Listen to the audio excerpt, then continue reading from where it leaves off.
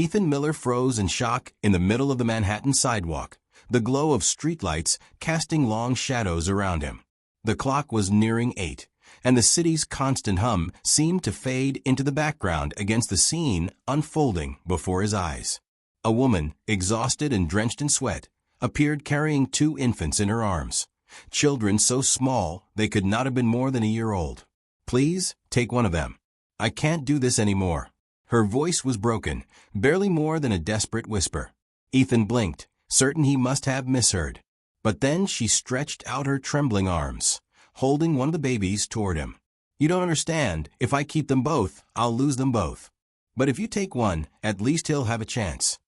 If you love emotional and heartwarming stories, don't forget to hit the like button, subscribe to the channel, and turn on the notification bell, so you'll always be the first to hear our next story. Now let's begin. The night air carried a faint chill as Ethan Miller adjusted the collar of his suit jacket and stared at the woman blocking his path. She looked fragile, as though the weight of the world had collapsed onto her narrow shoulders. Her hair clung damp to her forehead, her clothes torn and stained. But it wasn't her appearance that froze Ethan in place. It was the 2 infants in her arms. One whimpered softly, a low whine muffled against her chest, while the other stared wide-eyed at Ethan, as though trying to make sense of the stranger before him. "Please," her voice cracked, raw and uneven. "Take one of them. I can't do this anymore." Ethan blinked, stunned. "Excuse me? What did you just say?" She extended her trembling arms, offering him the smaller of the 2 boys. "Take him. I can't care for both. If I try, I'll lose them. But if you take one, maybe one survives." A few cars rolled by on the busy avenue near Central Park, but no one slowed. No one looked. It was as if this impossible scene belonged only to Ethan and this desperate mother. He raised his hands in disbelief. "Ma'am, that's insane. I can't just take a child from you. That's not." Her eyes filled with tears. "I don't want your money. I want them to live. Please, they cry all night. I have no milk, no home. I've tried, but I can't anymore." Ethan felt his chest tighten. He should walk away, call the police, call child services, anything but this. Yet when he looked down at the baby she was holding out to him, something shifted. The boy wasn't crying. He simply gazed up at Ethan, calm, curious, as though waiting for his decision. "You don't even know me," Ethan muttered. "I saw you last week," she whispered, her voice trembling. "That little boy fell off his bike in the park. You stopped, even though you were late, and helped him until his parents came. You didn't have to. You cared. That's why." The memory returned faintly. Ethan had been rushing to a late-night meeting when he saw a child scrape his knee on the sidewalk. He had knelt, pulled tissues from his briefcase, and stayed until the boy's parents arrived. 5 minutes at most. To him, it had been nothing. To her, apparently, it had meant everything. "I don't know the first thing about babies," Ethan said, shaking his head. "No one does. You learn. This one is calmer. Noah." She kissed the child, still clinging to her chest. "His brother is Liam. They're twins. But I can't keep both." The words landed like a blow. Ethan wanted to argue, to tell her there had to be another way, but before he could, the baby reached out a tiny hand, wrapping his fingers around Ethan's. His grip was astonishingly strong. Ethan froze. The city noise faded into silence. The boy's dark eyes locked onto his, and in that moment, something deep inside Ethan cracked open. "This is madness," he whispered. "It's the only thing that makes sense." Her tears fell freely now. Without warning, she placed the child in Ethan's arms.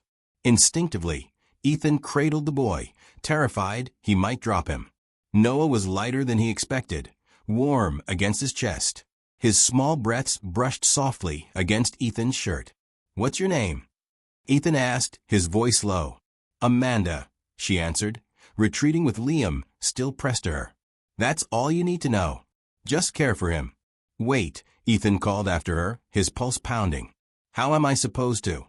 But Amanda was already running down the block, disappearing into the shadows of the city with Liam in her arms. Ethan remained rooted on the sidewalk, his arms full of a child that wasn't his, his mind a blur of disbelief. Noah gazed up at him, blinking slowly, then let out a soft yawn, as if to say, "You're mine now." Ethan swallowed hard. He had argued billion-dollar contracts in boardrooms. He had stood before judges, investors, entire boards of directors. But nothing had ever terrified him as much as this tiny human breathing against his chest. "What the hell am I supposed to do now?" he whispered. Noah stirred, nestled closer, and drifted into sleep. And Ethan Miller, successful New York businessman, realized his life had just taken a turn no amount of planning could have prepared him for. Ethan stood frozen on the sidewalk for what felt like an eternity, the weight of Noah against his chest grounding him in a reality that seemed too surreal to be true.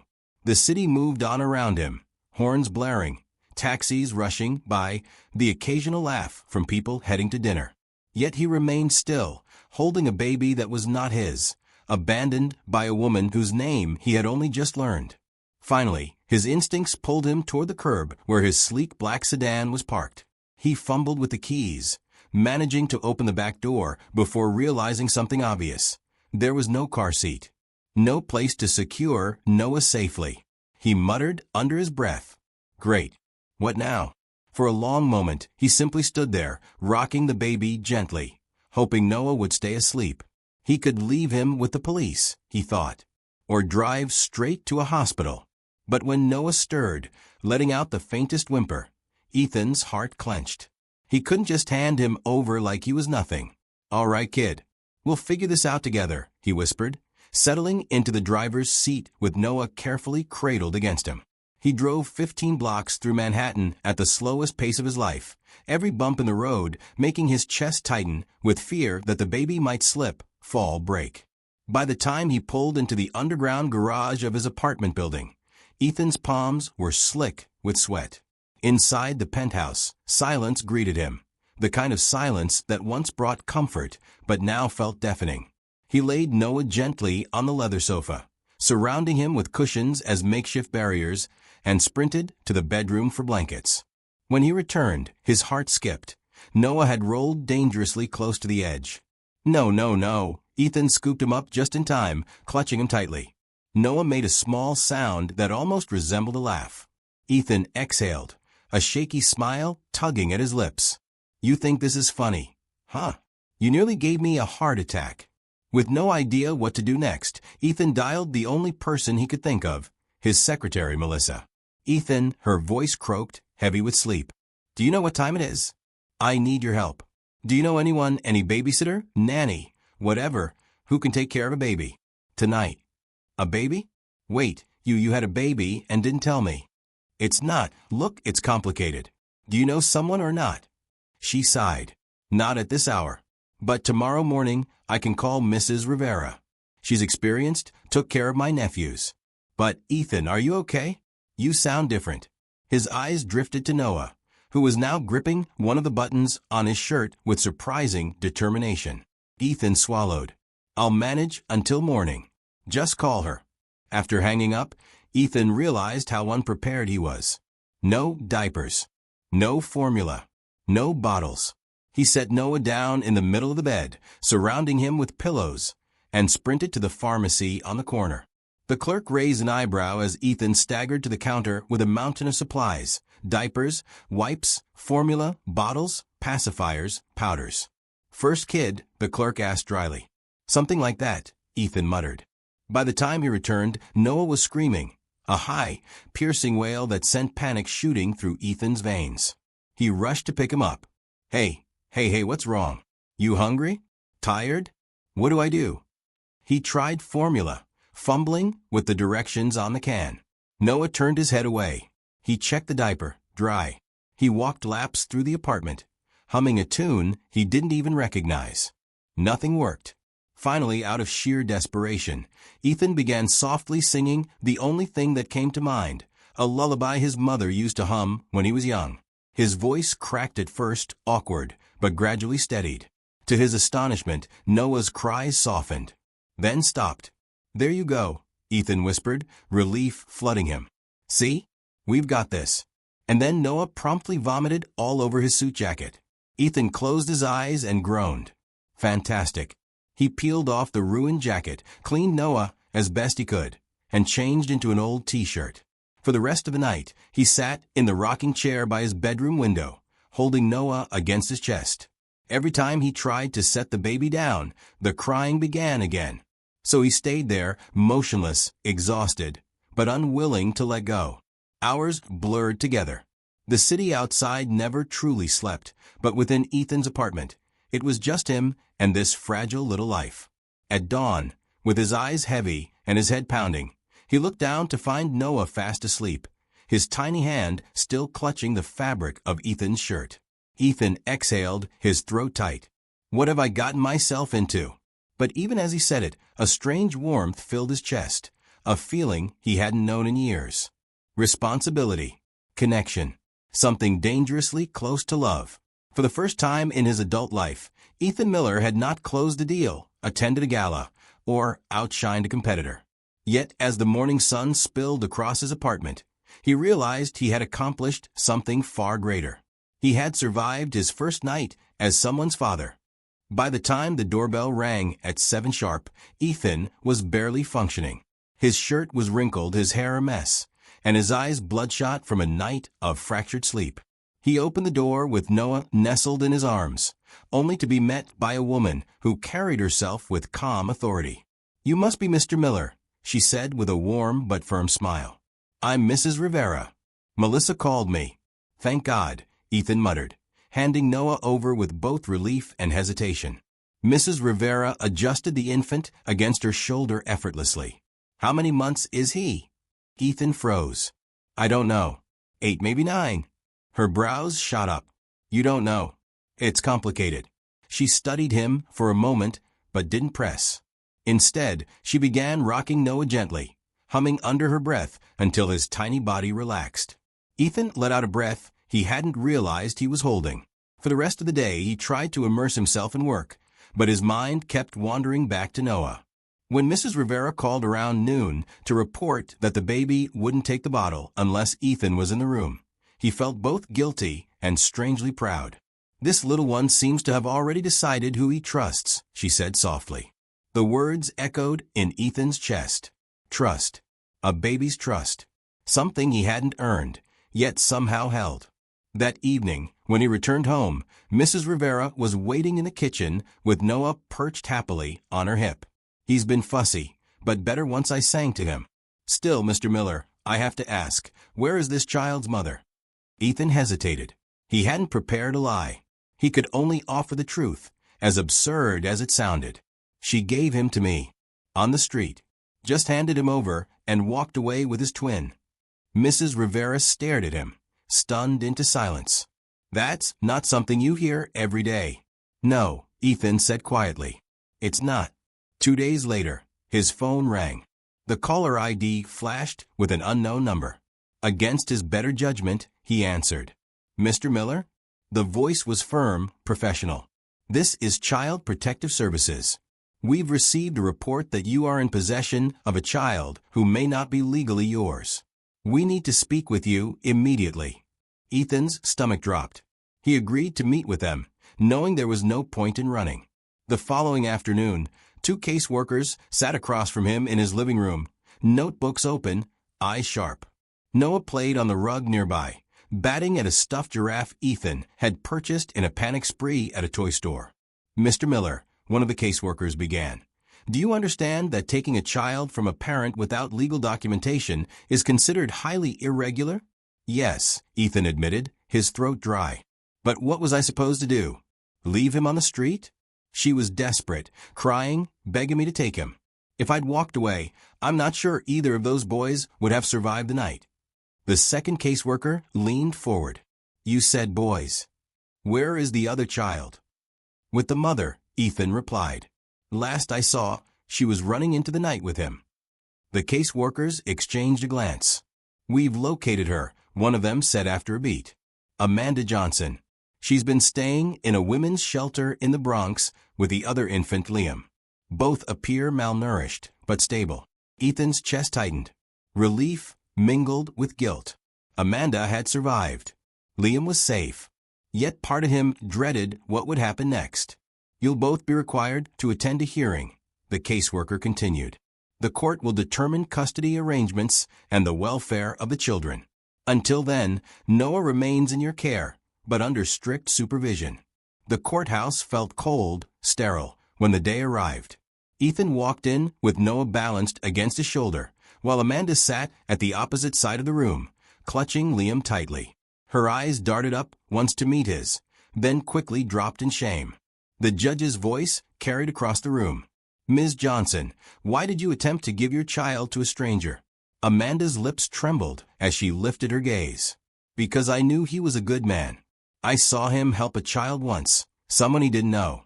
I thought if he could do that for a stranger, he'd protect my son better than I could. Her confession struck Ethan harder than he expected. She hadn't abandoned Noah out of malice. She had trusted him, trusted a man she barely knew more than she trusted herself. The judge turned to Ethan. And you, Mr. Miller, why did you accept the child? Ethan looked down at Noah, who was gnawing on his tie with innocent determination. He felt his throat tighten. Because when I held him, he stopped crying. And in that moment, it felt like the only right choice. Silence filled the courtroom. The judge scribbled notes, then set down her pen. This situation is highly irregular. However, given the children's current well-being, I am authorizing a temporary arrangement. Ms. Johnson, you and both children will reside in Mr. Miller's home under monthly supervision. We'll review custody in 6 months. Amanda's mouth parted in shock. Ethan exhaled, equally stunned. They were about to share a home, two strangers bound by two fragile lives. As the gavel struck, Ethan glanced at Amanda.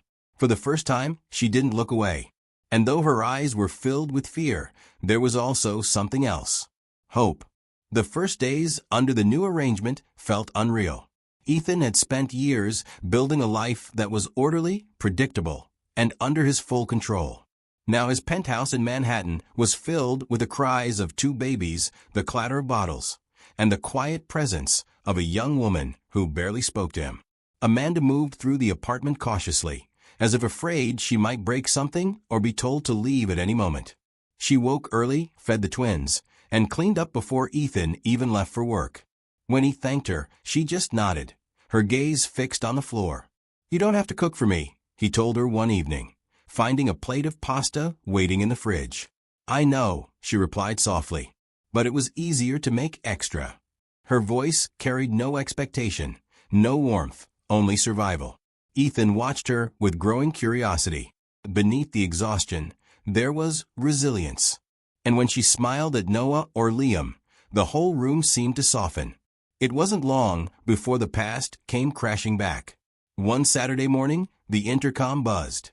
The doorman's hesitant voice crackled through. Mr. Miller, there's a man downstairs asking for Ms. Johnson. Says it's urgent. Amanda froze, the color draining from her face. It's Derek, she whispered. Ethan's stomach clenched. Who's Derek? The twins' father. Her voice shook. Please, don't let him up.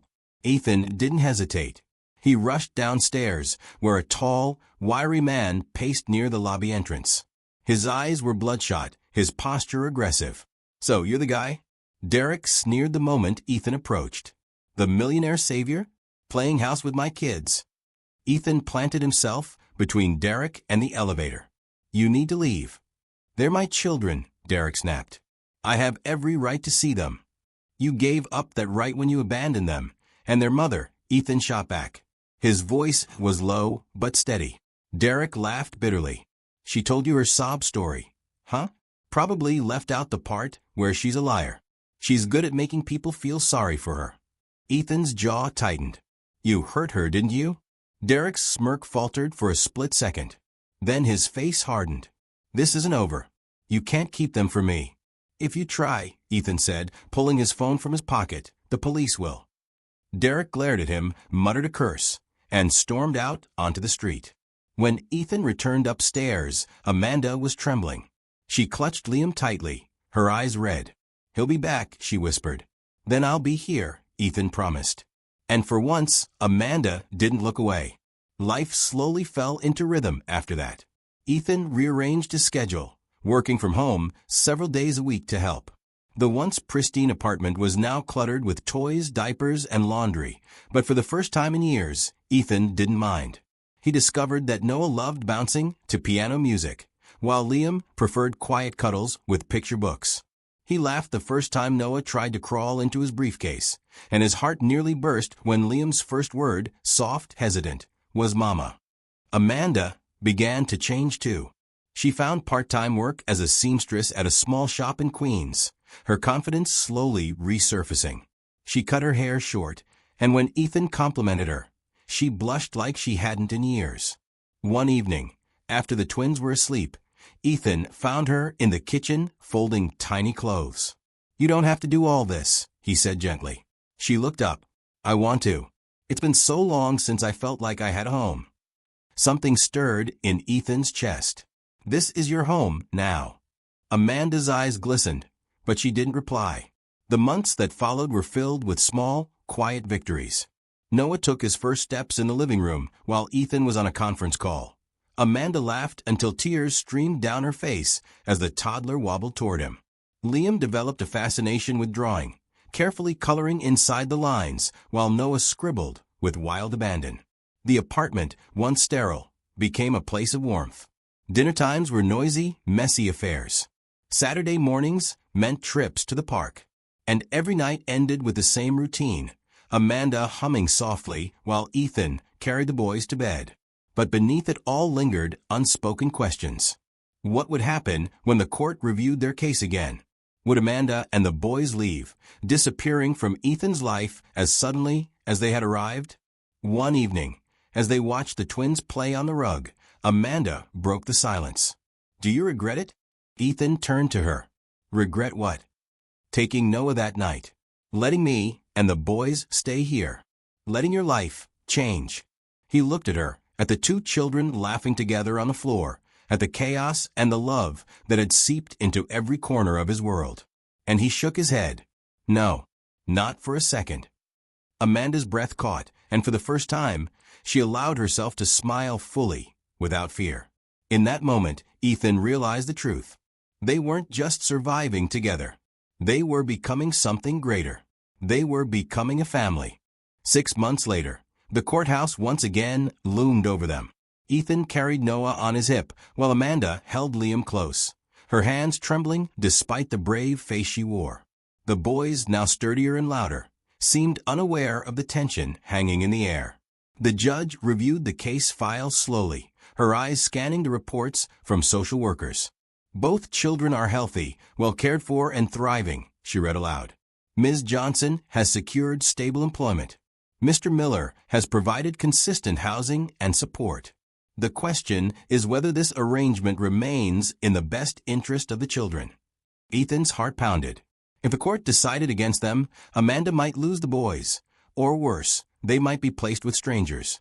He glanced at her, and for the first time, she wasn't looking down. She looked back at him, her eyes steady, as if drawing strength from his presence. "Ms. Johnson," the judge asked, "what do you want for your sons?"